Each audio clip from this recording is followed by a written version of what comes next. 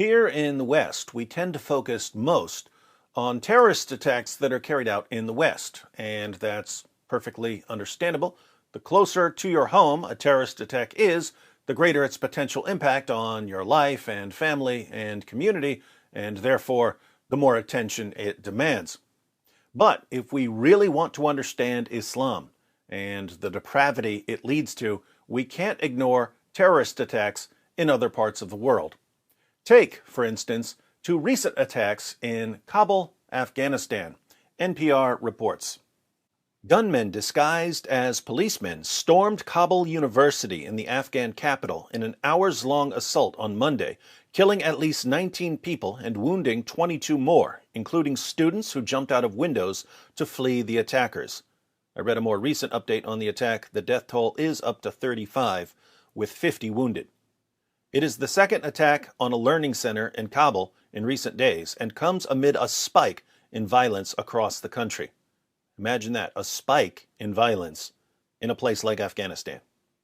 The assault coincided with a book fair that attracted senior Afghan and Iranian officials to the sprawling campus, including Iranian Ambassador Bahadur Aminian. It was not immediately clear whether any of the officials were killed or wounded. Irony of all ironies. Followers of a prophet who bragged about his illiteracy attack a university during a book fair. But it seems students were targeted in the well-coordinated attack. A 22-year-old public administration student said she heard a deafening blast. Then, I saw with my own eyes there were a lot of attackers in police uniforms, said Nilüfer Faramand. She says the assailants rushed to the law internship center where she was in class. Notice, they were attacking the law internship center. Someone yelled at students to flee, she said. Later, she learned on a WhatsApp group that gunmen had taken 2 classes hostage and opened fire on the students and teachers. Some students jumped out of their second-floor class windows to flee the gunmen, she said. Other students scaled over high university walls to flee the attackers, and at least 2 were admitted into a hospital, said Marco Puntin of the medical aid group Emergency, which runs several faculties across Afghanistan. If there's one thing they need in Afghanistan, it's a lot of medical aid due to the never-ending terrorist attacks. Graphic photographs of the carnage were uploaded by Afghan reporters, suggesting the extent of the horror within the university's classrooms. One showed young men curled into a corner, blood pooled around them amid upturned chairs. The Islamic State claimed responsibility for Monday's attack, the second it has carried out in Kabul in less than 10 days, after a suicide bomber late last month blew himself up outside an education center, killing more than 20 people, including many students. ISIS also claimed responsibility for that attack, which was effectively a copycat of a 2018 attack by the extremist group on an education center that killed dozens of teenagers who were studying for university entrance exams. The ISIS claim says 2 of its fighters attacked a group of graduating judges and investigators with their weapons and gunfire. They claim they hit 80 people who had rejected Islam. The leaders of ISIS are focused on long-term victory. They don't just want to slaughter judges and politicians and investigators.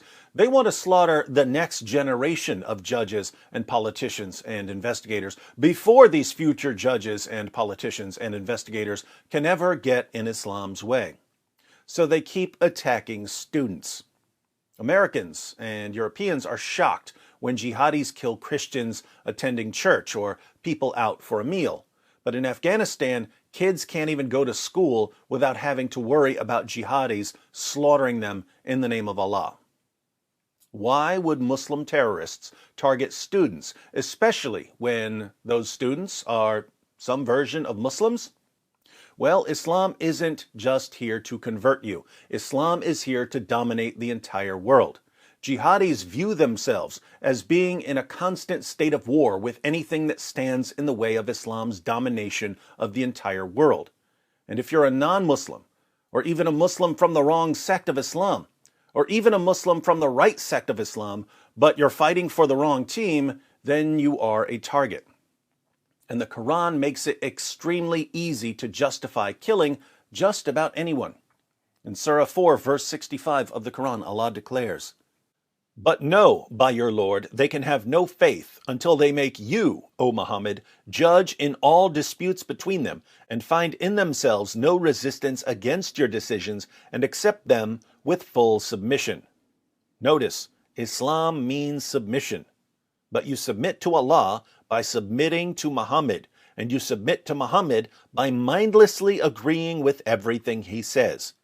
If you don't make Muhammad judge in all your disputes, if you find in yourself any resistance against Muhammad's decisions, you have no real Islamic faith. You're not a real Muslim.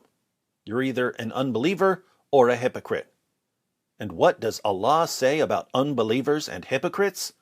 O Prophet Muhammad, strive hard against the disbelievers and the hypocrites, and be harsh against them. Their abode is hell, and worst indeed is that destination.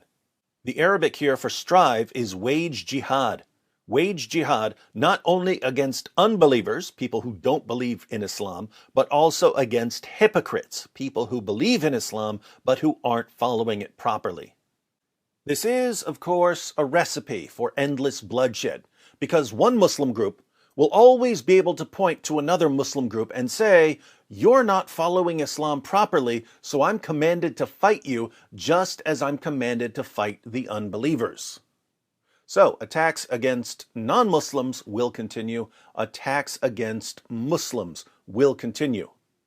If jihadis don't have the resources to march in and subjugate an area, they'll focus on destabilizing it. They'll try to keep the area as weak as possible until they are able to march in and subjugate it as Allah commands.